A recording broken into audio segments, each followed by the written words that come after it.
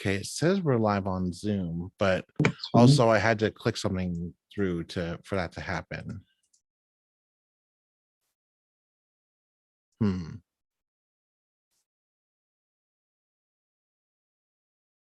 Okay. Yeah, it for some reason the link yeah, for some reason the stream stopped. I don't know why, but it's we're live now, so let's start now. Yep. This is the new link. I'll reshare it through our social media if you could welcome people once more. Sure. So this is the magic of live television, folks. Actually, you know what? I'm gonna do something real quick before. Okay, I'm going to be recording this stream just so that in case anything goes wrong, I can cut it together at least. And maybe we can salvage things that way. Okay, so again, welcome to Ignition 10, the 10th annual Ignition award ceremony. This is an award ceremony that we present every year for that the Hamilton Arts Inc. presents every year. And so, you know, this is again, no different. And so, yeah, we'd like to welcome everybody to the 10th annual Ignition Awards. Just for those who need to catch up, my name is John Hill. I'm the Public Programs Coordinator at the Hamilton Arts Inc., and I will be the host for this year's award ceremony. This afternoon, we'll be hearing from the staff and faculty of our partners, McMaster University and University of Waterloo, and we'll be hearing artist talks from the artists who have been selected this year. I just wanted to do some setup before we got started. Firstly, I'd like to say yes, that this is an award ceremony, and yes, this is an exhibition launch, but we at the Inc. like to practice what's called a relaxed space, meaning we encourage everyone to engage in ways that make you comfortable. Leave comments in the chat, take a break, hydrate without hesitation. This event is currently being live streamed on YouTube and will be available afterwards to view. And we have enabled subtitles on our YouTube live stream. And this event will hopefully be available and exist in perpetuity for as long as the Google servers can keep up with the demand. And yeah, and so don't feel any pressure at all to, you know, be engaged 100%. You know, this award ceremony will exist and will be available to view afterwards. As I mentioned at the top, my name is John Hill. I'm the Public Programs Coordinator for the Inc., and I'd like to take a few more minutes to introduce the Inc. itself. The Hamilton Arts Inc., also known as the Inc., is a charitable, not-for-profit artist-run center that was founded in 1975. The Inc. has been committed to the values of artist-run culture, offering an alternative to commercial spaces and established public galleries and museums by providing artists with opportunities for critical engagement, exploration, and risk-taking. We serve members of our community at all stages in their careers by presenting local, national, and international exhibitions, workshops, and artist talks, and professional development services. Our programs are always free and open to everyone. We are located at 155 James Street North in Hamilton, Ontario, Canada, and our online home is theinc.ca. And speaking of location, I'd like to state that Hamilton Arts Inc. is also located on the traditional territories of the Haudenosaunee, Anishinaabe, and Mississaugas people. This land was shared among all nations under the Dish with One Spoon Wampum Agreement, which ensured the protection of the land and all beings on the land. We ask all in attendance, regardless of where or when you are at this very moment, reflect on and become aware of the treaties that govern their lands, and to reflect on their relationship with the land in meaningful and constructive ways. Next, I'd like to congratulate our recipients, Wen Li, Hanan Abbas, PauTheRebel, and Santosh Chandrasekar. If you can find their amazing work at our website, a link to the exhibition is pinned to the top of the YouTube chat and will be in the description below. Ignition 10 will be on view on our website until March 12th, 2022. Next, I'd like to introduce Hamilton Artists Inc.'s Executive Director, Derek Jenkins. Derek, take it away. Thanks so much, John. And thanks so much to everyone else today for joining us to celebrate the recipients of the 2022 Ignition Award for Distinction. Hamilton Artists Inc. is proud to partner once again with McMaster University School of the Arts and the University of Waterloo Fine Art Department to celebrate the achievements of emerging artists in our region. This is the 10th edition of Ignition, which began in 2013 as an opportunity for students at McMaster University to display their work and gain experience in a local gallery. Last year, we expanded the event to include students from the University of Waterloo. Over the last decade, the program has grown in scope and prestige, giving these artists an opportunity to perform their work in a professional arts context before an ever broader audience. In addition to establishing themselves as exhibiting artists in national and international galleries and museums, many recipients of the award have gone on to careers in the local and regional art sector, even within the Hamilton Artists Inc. community itself. We'd like to think that Ignition was part of the spark that launched their professional careers. The students sharing their work with us today, as well as their peers at each institution, have worked very hard to realize their artistic goals. We'd like to congratulate them on their achievements and acknowledge the dedication, care, and guidance provided to them by educators at McMaster University School of the Arts and University of Waterloo Fine Art Department. Ignition is one of the signature programs at Hamilton Artists Inc., an opportunity for us to provide mentorship and education to emerging artists in the region, as well as serve as an incubator for regional dialogue and critical discourse. We'd once again like to thank our partners at McMaster and Waterloo for connecting us with their students and collaborating with us to offer this excellent program to our audience. We'd also like to take this opportunity to thank our funders, including the Canada Council for the Arts, the Ontario Arts Council, the Hamilton Community Foundation, the Insight Foundation for the Arts, and Hamilton City Enrichment Fund. At this point, I would like to introduce Professor Tara Cooper from the University of Waterloo.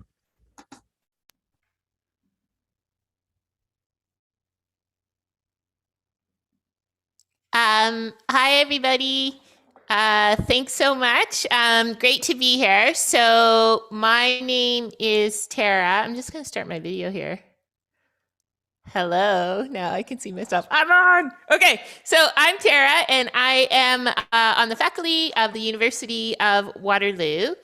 And first of all, I want to thank both the Inc. and McMaster for inviting us to participate in this, because this is only our second year on board here in their 10-year history. And it's just been a delight to kind of be a part of this program. And one of the biggest highlights for me personally, but I think also I can speak for the department and the students, is that it's given us a chance to get to know Hamilton Artists Inc. and the people that work there, as well as the faculty and students at McMaster. And without question, that has been the best part of this experience. And one of the things I love about this program is I think of it as this kind of bridge between, you know, being in school, and you're in your fourth year, you're used to that routine of school, and then all of a sudden, you know, you're a little bit nervous about going out in the world, and like, okay, now I got to actually be an artist. What does that mean? And so on the other side of the bridge is kind of whatever that means, the real world or post school anyways. So I think this is just such a fantastic program, in that it allows students to kind of you know, see how things work, make the connections, and kind of be a part of this bridge. It's somewhat still, you know, they're still cozy, tethered to the school and kind of what they know. And so with that, I wanted to thank the four graduates, or the four students in fourth year, Hanan, Santosh, Wen, and PauTheRebel, for being the four that were selected to participate this year. Congratulations to you. And I think that's it. I'm excited to see your talks. And again, just we're delighted to participate in this. And my colleague Lois, who's teaching 4th year this term, I think she had a couple things too that she wanted to say.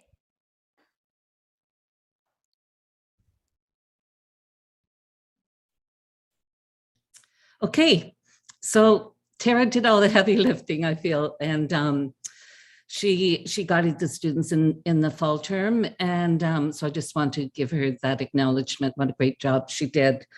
And I just wrote something really short, I hope.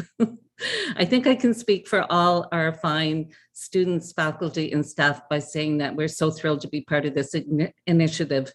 We all know that the past 2 years have been difficult ones, and moments where we can celebrate and have student success, well, they're kind of few and far between. So leading with gratitude, we thank Hamilton Artists Inc. and acknowledge the generosity of spirit out of which Ignition came to be. This type of investment is both priceless and precious. So we recognize, or I recognize, the amount of labor that goes into creating, like, it's such a robust experience. It includes mentorship and an exhibition and guidance. It's just, it's really quite deep, you know, all that work that's behind the scenes. So thanks to everyone for empowering our students, for creating a bridge for cross institutional connections. Thank you to the thesis students who embraced the Ignition call and worked so hard to get their packages together. I think, and Tara, you were very helpful with that as well. So we're proud of you all. Super congratulations to the 4 recipients. Your work is simply outstanding. Thank you.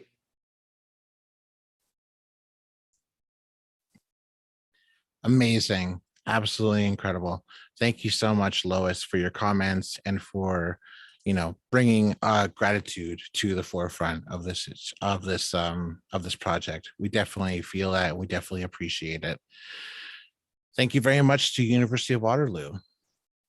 And next, we'll be hearing from our second partner, McMaster University, and specifically, we'll be hearing from Stephanie Springay, Director of School of the Arts and Associate Professor at McMaster University.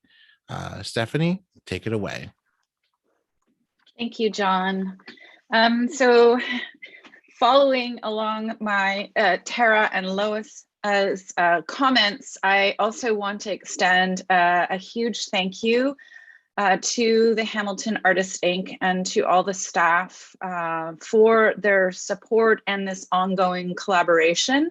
It's quite significant that this is the 10th year. And I also want to extend my gratitude to Waterloo for coming on board and participating for a second year with us.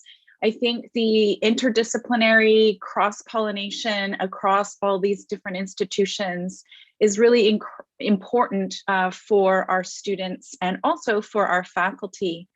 I want to congratulate all 4 students for the incredible work that is showcased in this online venue. I also want to extend the gratitude to the professors who worked with the students both in the fall and now in the winter term. There is a lot of labor both from the Inc. and from the faculty to assist students and to work through presenting proposals all the way to mounting the online exhibition. As my colleagues from Waterloo have already mentioned, there is an enormous amount of mentorship and professional career experience built into this opportunity. And we're really just so thankful to have this connection with the city and the community and the Inc. Alongside the McMaster campus. So I'm now going to turn it over to my colleague Judy, who has worked directly with the students in preparation for this exhibition. So thank you again, everyone. Thanks, Stephanie.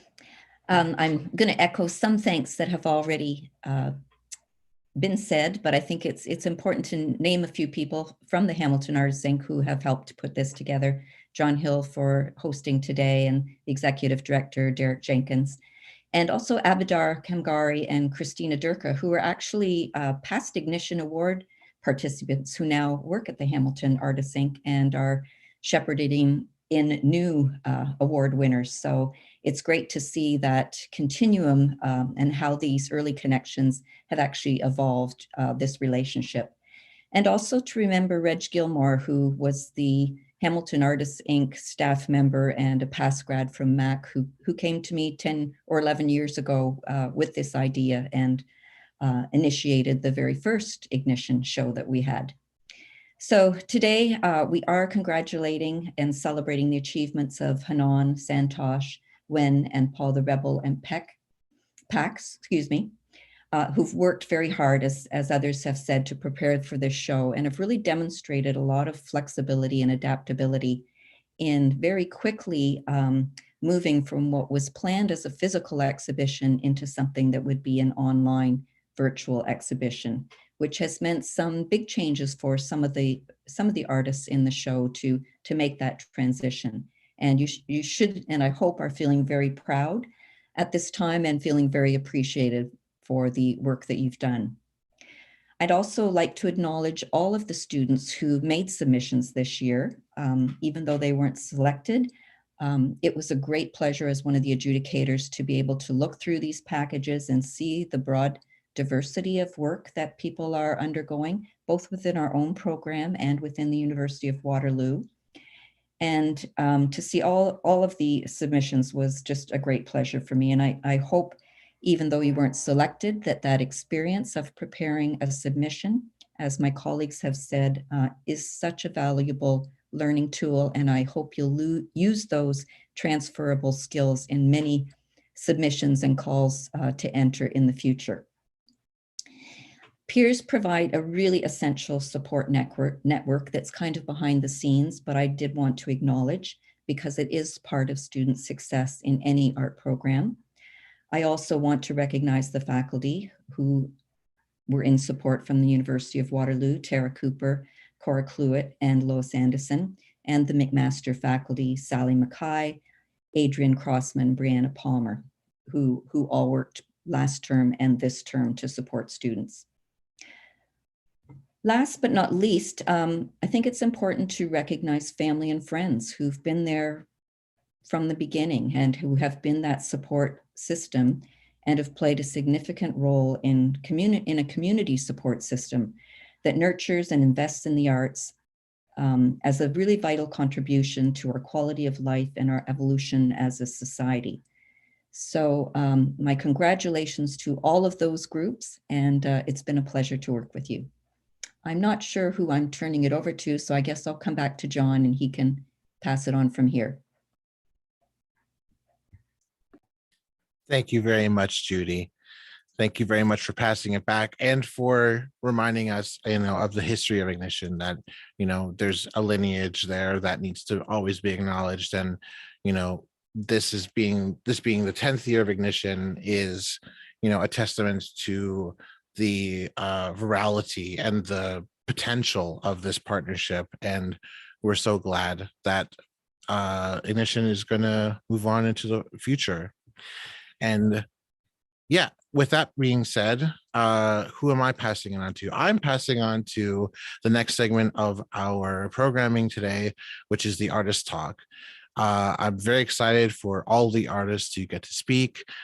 Each artist has prepared an artist talk to give more context to their practices.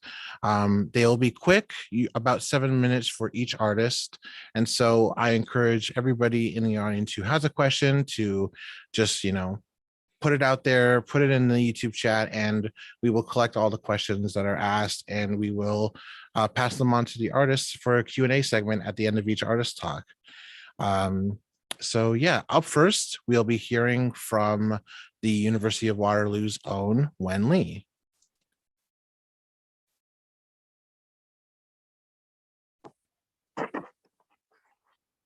Hi, thanks, John.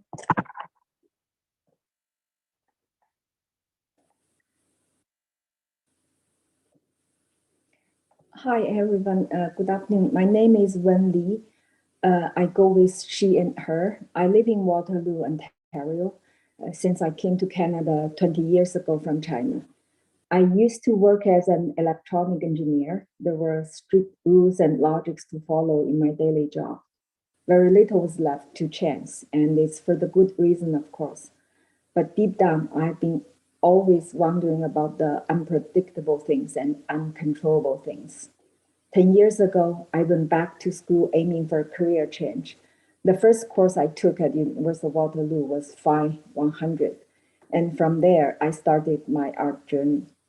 I'm currently finishing my undergraduate degree in honors fine art at University of Waterloo.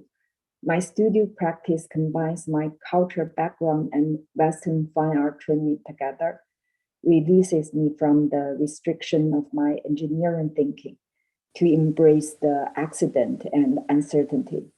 The outcomes are the creation of abstract paintings, drawings, prints, and artist books. I was drawn to what lies outside the limits of the human mind and physical body. My art uses procedural and contingent process based on forces that are uncontrollable by human intention.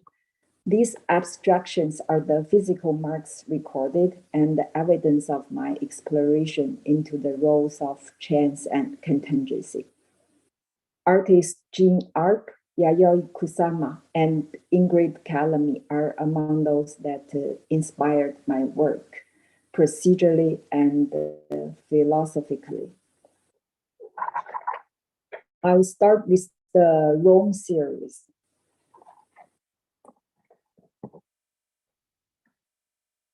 The artist book Rome is a visual journal of my trip to Rome, Italy in 2019. Artist Ingrid Calamy did a lot of works tracing the marks on the street side, riverbank, and turned them into beautiful artworks. Inspired by her tracing activities, I drew my daily walking trails on Rome's city map and made an artist book. It is an accordion style book made with cloth cardboard cover and Japanese paper printed with layered digital images. You can see here. The act of tracing and drawing is a process of reflection. I traced the street I walked on, the stops I made to visit museum, take a picture, or buy a gelato, the piazza I got lost and walked around. It reflects memories from the trip. The traced path might not be as accurate as a GPS app, but it is embedded with personal experience and emotion. The lines and shapes are the results of both the intentional and the unexpected, what is planned and unplanned. The factors such as a complicated street layout in Rome, the trip schedule, the daily weather, traffic, and even the body's physical limits all contribute to the outcomes of these lines and shapes. I also made some sculptures in 2019. The cutout laser cut papers of the above lines and shapes. Last term, I was introduced to monoprint technique. It is also a chance-driven procedure. Further to my investigation of chance and contingency, I have incorporated the Rome cutout from 2019 into my monoprint works. These are some of the examples. During the monoprint process, I randomly scattered the cutout pieces on a fully inked plate, repeatedly transferring colors to mask or reveal the shape, both the first pull and the offset. The series displayed all 9 prints as one work, as this one, exemplifying the contingent relationship between the variable additions.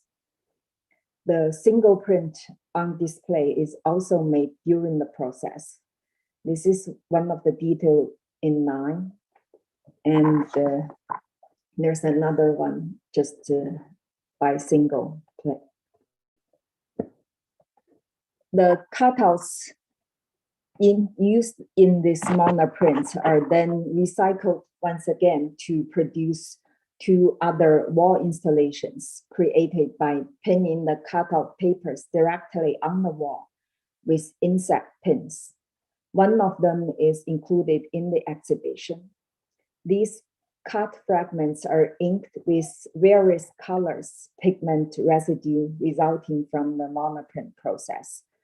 The pins are installed randomly in pre-existing holes, and the paper cutouts are installed accordingly. This is the frontal view and the side view. All the Rome series explore the laws of chance from an unpredictable working process that embrace contingency and display the material outcomes. I also done another series called Net. It's inspired by Japanese artist Yayoi Kusama's Infinity Net painting, which includes a litho print on Western paper, an artist book printed on Japanese paper, and polyester litho plate used to make the prints.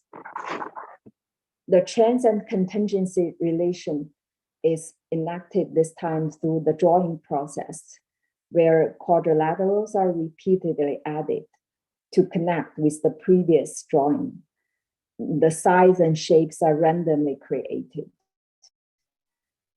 I started with smaller pronto plate.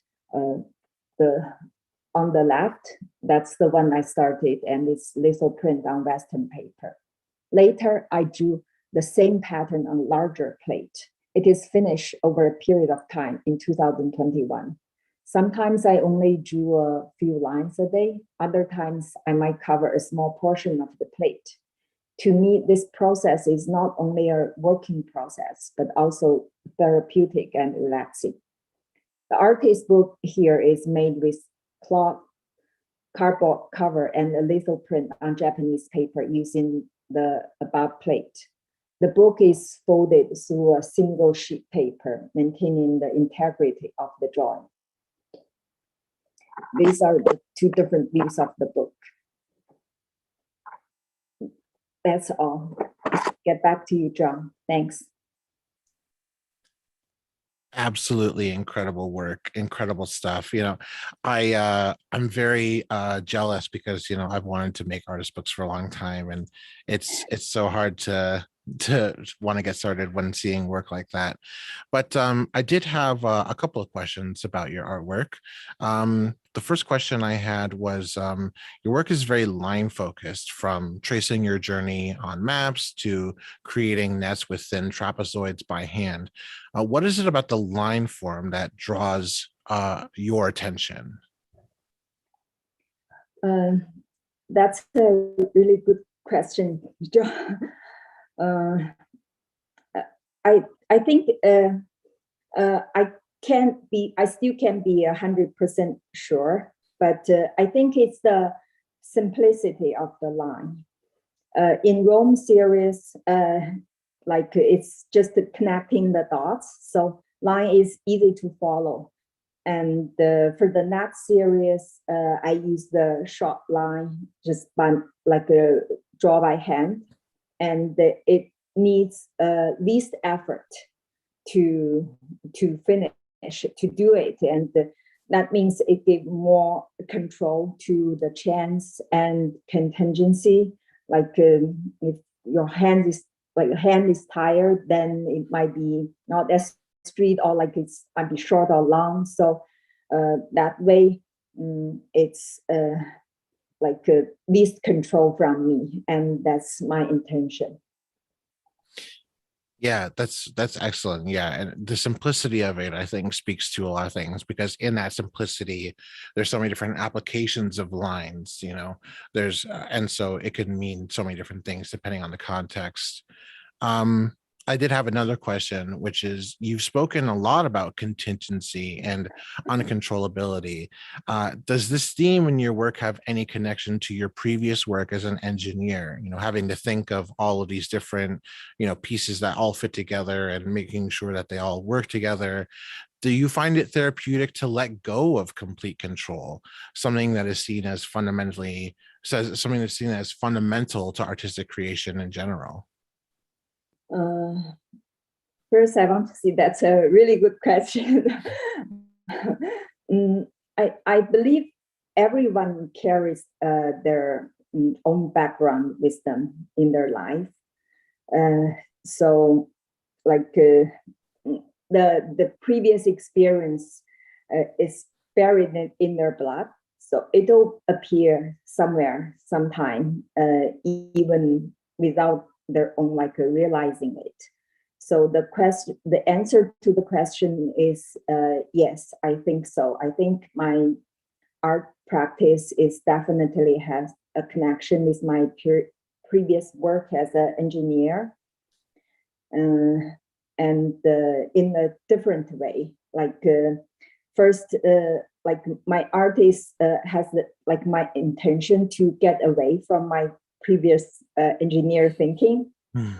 So I want to have more control to the things I don't know, the chance, accident, contingency, and also I found the creation during the process, during the let go processes,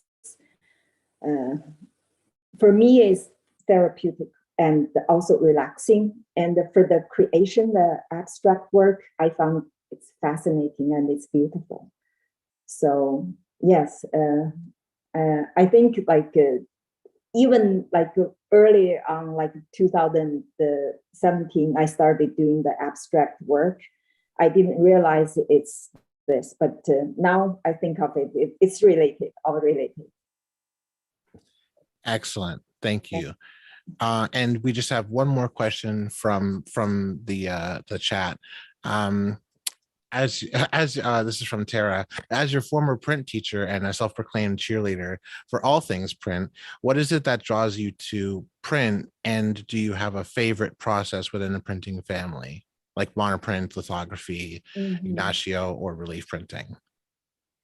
I like them all because they have the different factors in the involving chance. Like the monoprint, I like it's you don't see the outcome until everything's done. And for the litho printing, I like the process of creating the plate. And also when I'm doing the physical print, there's also the chance that it doesn't turn out well. So I like to see, I like them all, but last term, I really enjoyed the monoprint. I've been using, the technique. That's incredible. Well, we are all looking forward to more monoprints and more work in general from you, Wen Li. Thank you so much for sharing. Thanks, John. Thank you. All righty. And with that, again, thank you so much to everybody for participating. Make sure you go to the website to check out all of Wen Li's work. And up next, we'll be hearing from Hanan Abbas from McMaster University. Make sure to write all your questions for Hanan in the live chat. And when you're ready, take it away, Hanan. Great. Thank you so much, John.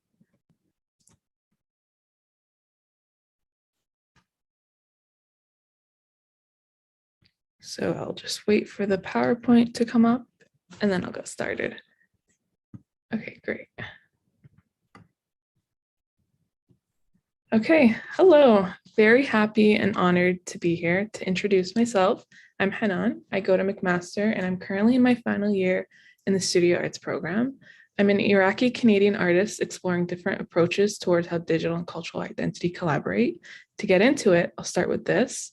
These are important to me as it was probably one of the first works that I was making digitally, and it sort of pivoted the direction of my practice significantly. I love photography, and not only is taking photos a crucial part to understanding how photos work, but also I believe exploring photographic material is important. These are images from my family's photo archive, like 1980 to 2003, Kuwait, Iraq, Canada, Italy, France, and America. My family traveled often, which gives me lots of materials to work with now. So I've digitally manipulated and collaged these photos, and it creates this new morphed scene of both places. I really want to emphasize on the word digitally because the original photos remain untouched, and those have only been viewed on screen. And that really got the ball rolling for me on contextualizing the infinite nature of digital works. And after that, I wanted to explore the physicality of our machines, which resulted in these images. This is Interference. It's a photography series. I wanted to deliberately misuse our machines, the things that are very data-driven and accurate.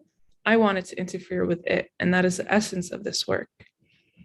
I want to show some process behind it because I feel that's where the true interference happened.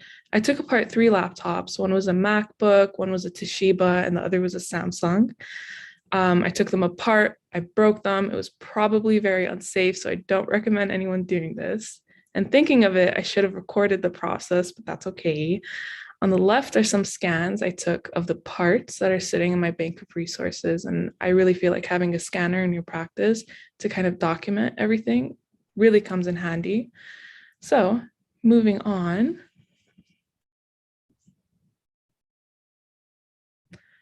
This is titled The Cursors Are Resting. These are 4 tufted cursors. I essentially wanted to transform this extremely useful tool and render it useless. These tufted cursors do not function. They do not click or open anything up. I wanted to think beyond just making works on a screen. Although those have their place, I wanted to see how these things function or exist outside of that realm. Next, although this was made in 2020, it's still very relevant to where my work is going now. To briefly go over this, the Nothing More to Say series contains imagery of misplaced keyboard pieces placed upon the sky. Keyboards are one of the main ways we communicate through technology. So what happens when you have a language barrier? So from that, my work has been heading towards text-based pieces. Initially, the concept behind this was to combine my name in English and Arabic and contextualize it through the GIF format that infinitely loops. And then I realized the thing I was trying to combine already exists. And that moves us on to my most recent work. Conceptually, this work is based on the premise of the online Arabic chat language, which is a combination of English alphabets and numbers in lieu of Arabic phonetics. It's referred to Arabizi or Arablish. It's this interesting in-between state of English and Arabic. This form of communication was developed by Middle Eastern youth in the late 1990s, early 2000s, in response to tools being limited, such as the keyboard only being accessible to English and websites not supporting Arabic script. And it's become this way of communicating that's only legible to a particular audience, a coded way of communicating online, as one of my professors would say. This work is concerned with the issues of intergenerational erasure, as the Arabic language is heavily intertwined with the Arab identity. And people found this way of communicating lazy as it dilutes the Arabic language. And I completely understand and respect that. However, I think the question that should arise from that is, why did we become forced and why were we so displaced in the first place? And what were the results in which we had to adapt and continue to exist and live as we can? And for me, I was only one in my family born in Canada, and no surprise, this affected my Arabic. And I've always felt less Arab because of my weak Arabic. However, this form of colloquial Arabic is the most accessible to me. So the work is essentially referencing itself and is asking if it can be considered Arabic. This is me trying to bring it into a physical form and exploring movement through material. It's the same phrase printed on a holographic vinyl placed on a clear acrylic sheet. Shout out to Paula, one of the artists with us today, for helping me print out the text on vinyl. And then next, this is an extension of those text renders. I'm exploring different phrases now, trying to explore animation, cliche imagery. This one roughly translates to, is the message received? And it's placed upon imagery of a desert. And that is all. Thank you so much for listening and having me today.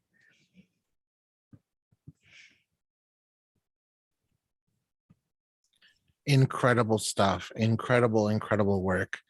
Thank you. I'm always drawn to work that deals with language because language is such an integral part of and cultures in general. And I think that the displacement of language can translate to a sort of displacement of culture. And as a language learner myself, it's definitely something that I think about a lot. But yeah, I encourage everybody who has questions to share them in the chat. But also, I had a question, which was a theme that is prevalent throughout your work is the concept of the intergenerational, whether it is intergenerational displacement through loss of language or access to language, or through connection with digital photo collages, like, sort of going through the artifacts of your family members to sort of like uncover your sort of digital history. Can an embrace of a purely visual medium like photography overcome the perceived diminished relationship with textual language? They say a picture is worth 1,000 words, but is that true for Arabic as well? And how has your family responded to these works? Awesome. Love that question, John. To answer one part of it, my immediate family understands and similarly shares the same feelings as I do. However, honestly, I have never had the chance to show my current work to certain parts of my extended family in Iraq, because of like distance and a language barrier. And honestly, I don't know how they would feel or react to my work, as their experiences are completely different than mine. But to answer another part of your question, I do think that photographs and this visual medium can help create this connection, as I feel like now it's not only 1,000 words I'm trying to find or speak, it's now 2,000 words. And I'm finding a way to reclaim what has felt lost to me and reclaiming it in a way that embraces both sides and what makes sense to me, as do so many other people in my similar situation. I feel like, why isolate either or, and why not instead embrace both? Incredible. Yeah. I wholeheartedly am interested in the idea of you mentioned this phrase at the beginning, the idea of the infinite in the digital, right? The infinite possibility of digital. And have you ever tried to experiment with analog collage? Have you thought about what dimensions of change can happen there? Because you've mentioned that though you've created these digital collages, you've not touched the digital originals. You've not manipulated them in any way, aside from just merely placing them over top of each other in certain configurations. And that sounds like a very analog approach to digital collage to me. And so I was thinking, what is it about digitalness that lends itself to being collaged even in this uninterrupted, unobstructed way? Yeah, I feel like as though if I were to approach it through analog, which would completely give it a new contextual framework, and I think it has its place. I feel like an analog approach, it would be more permanent, So I opt for digital because it's ever changing, and I can keep on exploring the stages where I'm at and keep on changing it as I go. So that's why I kind of go towards a digital approach to it. Yeah, I hope that answers your question. Absolutely. And I hope that whatever ends up in the collage, and whatever collages you end up making digital or otherwise in the future, we all get to see more of it and reach across those language barriers and touch something a little bit more human. But yeah, thank you so much, Hanan. Thank you so much for sharing. Thank you. And so after Hanan, we are going to be hearing from checking out the itinerary. Of course. How could I forget? We'll be hearing from PauTheRebel from McMaster University. And we'll also be hearing a little bit from their collaborator, PAC. PauTheRebel, when you are ready to go, take it away. Sweet. Thank you, John. Just trying to see if I can open up my video, but thank you, John, and thank you to Hamilton Artists Inc. for having me here. I'm not seeming to open up my video, if that's all right, but yes, there you go. So hi, everyone. Thank you all for having me here, and we just wait for the slide to just kind of come in. But yeah, I also have Pac here with me. So hi, I'm Paula Rebello. I go by she, her, and they, them pronouns. I'm a first-generation Brazilian Canadian living in Oakville, Ontario, and I'm currently finishing up my BFA at McMaster University. I was also in Sheridan College in 2017 for a one-year Arts Fundamentals program. And if I can describe some of my current works in a few sentences or less, I'd say that my practice deals with themes of mental illness and trauma through a nostalgic lens in which I reflect from time to time and through the digital space through my character, the android. Because I consider my practice to be interdisciplinary, my works consist of bright colors, non-traditional materials such as glitter, and patterns through different mediums, including painting, digital painting, GIFs, and now video. And today I have here with me Pac, my collaborator for this exhibition for one of my works. He also has his own piece, Time, to which he'll further elaborate onto this talk. And so later on, I will be going through and talking about one of my favorite and most important, the android. And I have this interest in the android, this character that I've made an inspiration of TV heads that are in pop culture since the 80s. They have this sense of anonymity, yet relatability that I find quite fascinating. And with my influence in the digital space, I wanted to incorporate life to this character. And it started in 2020 when I made Android in the Cool Space, which is a digital collage I made with a body with a CRT screen and ran with it, not knowing what's yet to come afterwards. This patterning of the digital and yet nostalgic vibe emitted from the background originally was supposed to be what I called its digital nature environment, as its home was the digital space. And I liked this concept of the android and its digital nature, and I created more. For instance, on the right is a mixed media portrait painting of the android I made on a live stream, where I had a pop-up block of cardstock and collaged it right in front of the screen and made it larger than the actual screen. And I also used glitter on the body as well. So yeah, and this GIF here, the Android and Bear GIF, is the first time I made a fully digital piece using 3 different programs. This one is one of the 2 different stages of an android's life glitching in a loop, but the only thing that stays static is this teddy bear. And regardless of time, this bear is this comfort item that still continues to live even if it's just an object. It's a sense of comfort that the android receives when it's going through a lot of stress in life, and the hugging really helps out if the android is growing up into adulthood. This was probably one of the pieces to which I wanted to insist on the human condition through a character that is not particularly quite human on its own, but through its visual narrative. So Androgen, A Mais Androgens das Estrelas.jpg is a painting describing the 2 young androids hugging each other. They are sisters in a background full of stars, playing this celebratory and happy feeling that a good sister relationship can emit. They are in tutus because they both did ballet. And I did this in homage to the relationship that I have with my older sister in celebration of 2 similar beings. Although it's not a romantic relationship, I believe an appreciation of sibling relationships was necessary and important to mention. In this painting, I decided to incorporate neon paints that would go together and place neon yellow stars across the canvas, along with silver star glitters across the canvas when looking upon closer. I also incorporated a new shine top coat that reacts to light when shining a light on top of the screens. I think this is the most different piece among all my works because I photographed 4 different poses of the same person while they experienced different instances of anxiety. I wrapped the heads around into electroluminescent lights around the most common affected areas when someone is anxious or going through panic attacks. I also outlined the hands digitally in white to grasp the non-facial and non-verbal behaviors of when instance reacts to anxiety.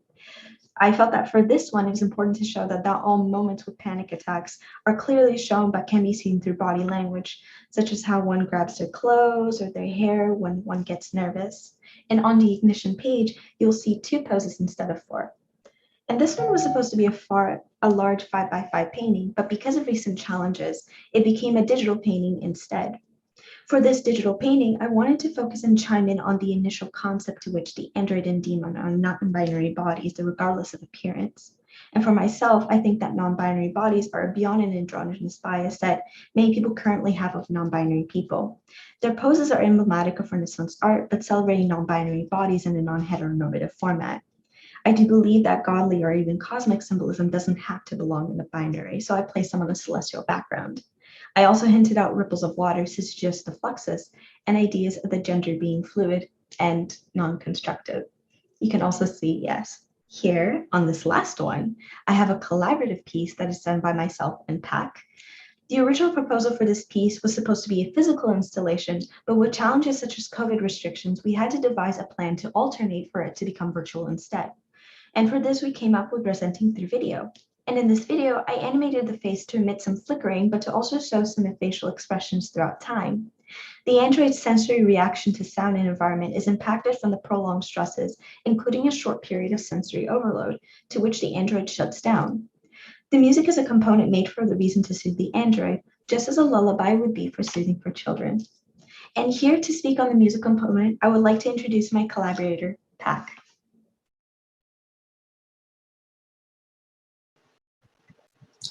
Hi, everyone. My name is Nathan. My moniker is Pac. A profound passion for music and sound design. It's actually my very first time presenting artworks in a gallery format. When doing both of these art pieces, I was presented with the challenges of abandoning certain intricacies when writing music. I worked in live and studio settings before and had to grasp a performance aspect as well as production aspect to create an optimal mix for both elements. So Android's Lullaby was used to be a concept accompaniment to Paula's sculpture to further enhance the emotion the android was trying to convey. And we believe it was effective as a choice, as people tend to resonate with sound as much as they do with visuals. And the basis of the track was computed on electric piano and vintage synthesizers. And this track uses them in a spacious manner rather than a rhythmic manner in order to enhance the feeling of stress, overload, and also bliss. I also made a piece called Time, and the concept for time was to find a way to communicate the concept of the passage of time that one experiences. And one may think that time passes too slowly or time passes too quickly, when in reality it's always the same and it never really changes. And this is why if you hear the track, there is an acoustic guitar that has always a steady tempo and it never fluctuates. Much like a clock, it never sways in time no matter what emotional distractions may be present in front of said constant. I took inspiration from this through my personal experience of waiting long hours of commuting and work experiences. And yeah, that is all from us. Thank you so much. Absolutely incredible. Wonderful, wonderful, wonderful work, Pau. Thank you for sharing, and thank you to Pac for also being here to shed some light on another aspect of the exhibition. So I had a question for you, Paula Rebello. Your character, the android, is a pretty compelling figure. It calls to mind, I'm not sure if you heard about the TV head prankster of Virginia, or the electronic music producer Gee Whiz, and even to some extent there's the idea of like the screen in like the Daft Punk masks. What is it about old televisions or CRT monitors or screens that makes them alluring masks? Lovely and wonderful question, John. Thank you very much. And yes, I actually do know electronic music producer Gee Whiz. Myself and Pac both do know him. And this is kind of one of the questions that I would love to answer this for everyone here, because from time to time, I've always reflected this and I try to pinpoint a few reasons as to why. And I think I've got a few things down. At first, I've mentioned before that having the CRT monitor or an old television screen as a mask in a way, or as a means of the head, it gives a sense of anonymity and a relatability, but also this kind of genderless format. And I find interesting when you use it as a head. I've known about the concept of using CRT monitors or old television screens used as a head, or known as the TV head concept, when it came to cosplayers, when it came to artworks online, on the internet, and so much so that I even knew from old music videos that One, for example, is Video Killed the Radio Star, with something I knew from the very beginning on end. But other words too is that I reflected a lot on my childhood growing up with CRT monitors. It was the first thing that I've grown up to, the first computer, the first piece of technology. I've used, in a sense, the Windows 95 to Windows Vista to learn how to type in order to play games. I played games such as cool math games, and I've always been on the computer ever since. And from there, I wanted to use the Android with a CRT screen to reflect on the age in particular. So in context, I would assume that the Android is particularly my age, a 22-year-old, and CRT screens from that on have not progressed ever since then. And I would assume that this Android in particular grows on like any human, except it's not, right? And I guess that the silhouette of the head in particular gave that fullness of a head. And I've always questioned about, what would the CRT monitor as a head remove the concept like of what makes a human in particular? And I thought about that idea reflecting upon Donna Haraway's The Cyborg Manifesto, in which, of course, like we tend to always make the machine and to make the animal kind of together to make the cyborg figure. And that was quite a bit of what I thought and kind of had a mishmash altogether so far. Excellent. Yeah, I was hoping that you would bring up Donna Haraway because the idea of like the partially electronic figure, it's a very kind of there's a lot of like built up sort of like baggage with regards to like disruption in terms of like gender and presentation and stuff built into that sort of being.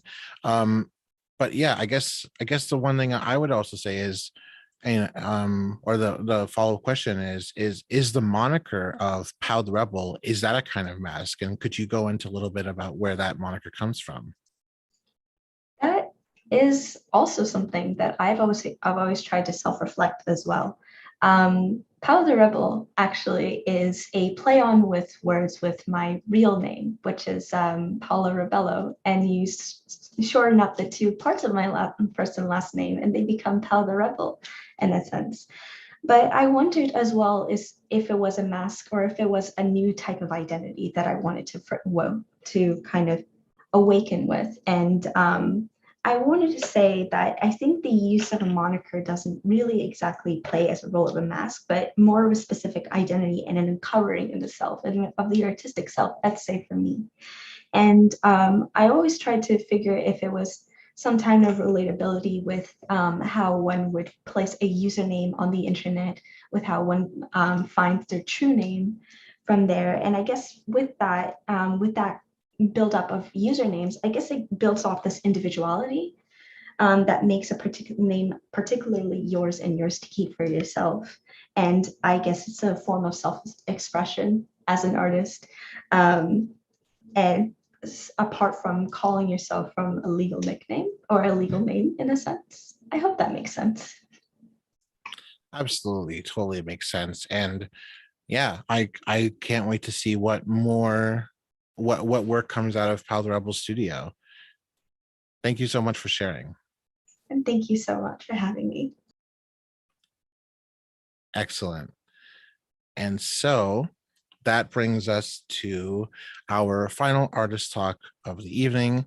Santosh Chandrasekar. I practiced so much. I'm so sorry, Santosh. It's just the bright lights. They're so interfering and disrupting. It's totally fine. Hello everyone. It's so nice to virtually meet you. And I'm Santosh Chandrasekar, a student of fine arts, studio practice, and visual culture in the University of Waterloo. And thank you so much for this incredible opportunity. I'm excited to talk about the journey of the human canvas, my alter ego, and human canvas presence, Vasudeva. In fall 2020, I began exploring my identity in my art practice. I was born in Chennai, India, brought up in Muscat, Oman, and currently living in Canada. This dynamism made unraveling my multicultural identity challenging yet fascinating. It was around this time when I was actually introduced to performance art. And as I explored the medium further, I realized that this medium allowed me to express my identity more dynamically and capture its multicultural facets. The more I explored, I began to unpack my identity from a very socio-political context. To contend with this dynamism of my identity, I created the human canvas, my alter ego. The human canvas, as I see him, is ever changing. That's why he's named the human canvas. I placed him in different settings and different contexts and contended with those emotions objectively.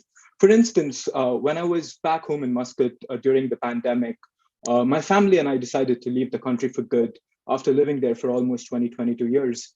I realized a place I called home would no longer be a part of my life. And this allowed me to explore the country one last time, going to different places and reliving memories physically as an unwelcomed guest.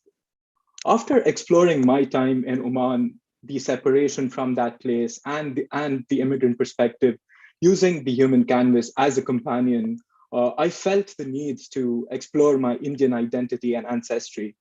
My exploration began with family, as I understood most of my identity through them.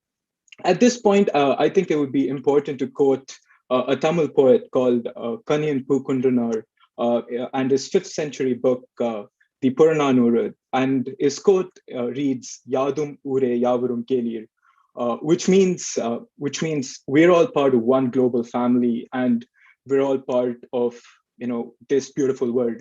And that was kind of the basis for me to begin exploring my Indian identity and heritage.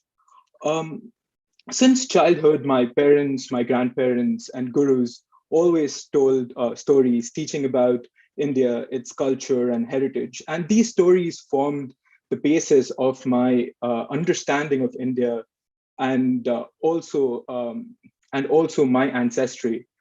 These stories often had songs and hymns connected together with a narrative. I wanted to emulate that in my practice, in my exploration of my Indian identity. And the work slowly, as it unraveled itself, began to be more political and had a lot of colonial dimensions to it. And this led to the creation of Vasudeva Aikshata.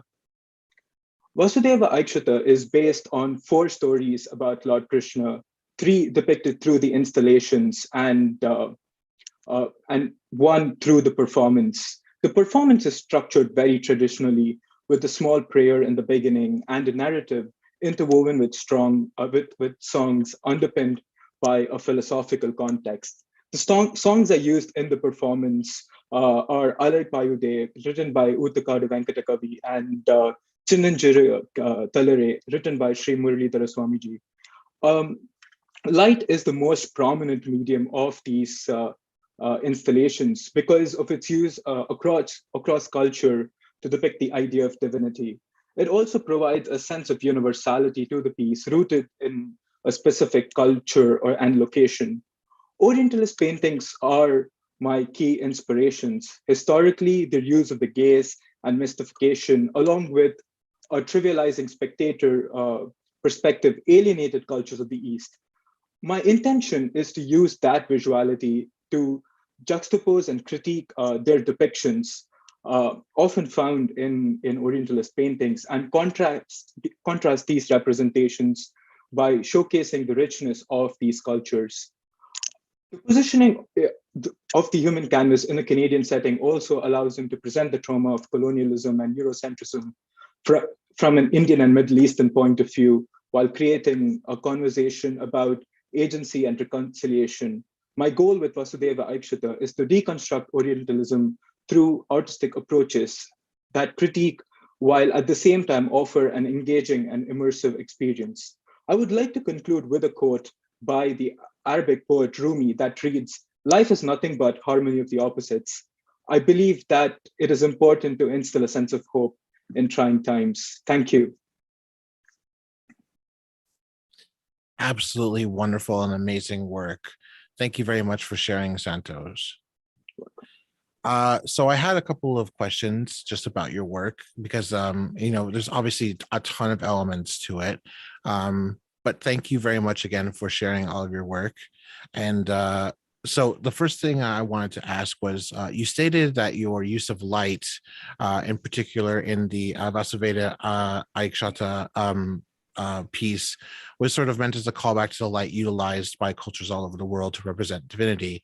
Is there some aspect of divinity in the human canvas himself, or is he merely a bringer of the light rather than the light itself?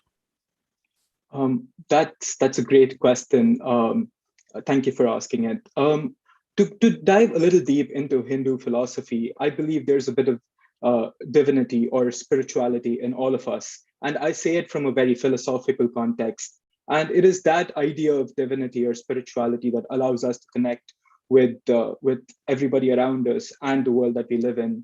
And I wanted to imbibe that in the human canvas when I presented Vasudeva Aikshata, because the character itself is so dynamic and has a lot of baggage of the past attached to it. So for me to use a bit of divinity and spirituality, or to imbibe that trait, really allowed me to look at the work more objectively. Yeah, I think that sort of dynamic, sort of, taking the word objectively that you said at the end there, it kind of reminds me of the idea that, like, while we tend to think of spirituality in a subjective term and in a subjective way, but really it's taking stock of all of these different perspectives and these different windows people see the world through. That is, I think, what draws us closer to what can be considered objective reality. I think that's very prominent. I love that. Though the light source is probably uniform across all of the exhibition, it's what the light befalls upon that brings it its own uniqueness. Another question I had was, your work seems to be part of a larger project to destigmatize mysticism, or in your case, spirituality and traditional Indian spiritualism, without giving into Orientalist tropes that has so often rid the rich cultural history of India of its beauty and its complexity. Is the human canvas's role in this project as a teacher, or simply a human face given to the spiritual? That was a great question again. For me, I see the human canvas as a storyteller. And I specifically mention a storyteller because I learned a lot about my identity through stories, because part of the immigrant experiences, you learn about your ancestry and culture through what people tell you. And in that context, I learned a lot about my Indian ancestry through my grandparents, parents, and my gurus, who have told stories of India in different contexts. And a part of that storytelling aspect, I think, transfers to this idea of teaching as well. My goal with the project itself was to present my culture, present my ancestry the way I see it, and create a conversation that would invariably create exchange of cultures. And I think that whole process for me and for everybody conversing in that context would be a great learning experience. So in that sense, I would say that the human canvas is a teacher of some sense. Incredible. And I hope to, learn lots through your work, and I can't wait to see what lessons you have to teach us in the future. Thank you so much for sharing, Santosh. Thank you so much. All right. That brings us to the end of the Artist Talk segment. And indeed, the end of this launch party. As stated before, you can find Ignition 10 on our website, theinc.ca, and also at the link in our video description and at the pinned link in our YouTube live chat. The exhibition is live as of right now and will be on view until March 12th, 2022. Thank you again to all of the artists and to our partners, McMaster University and University of Waterloo. Thank you to our staff, Derek Jenkins, Christina Durka, and Abadar Kamgari. Thank you to Hamilton Arts Inc. Board of Directors. Thank you to the Ignition Selection Committee. And congratulations and big thank you to the artists, Wen Li, Hanan Abbas, PauTheRebel, and Santosh Chandrasekar. Thank you so much, everybody. Thank you very much for joining us. Have a great rest of your weekend, and we will see you all in the future. Bye-bye, y'all.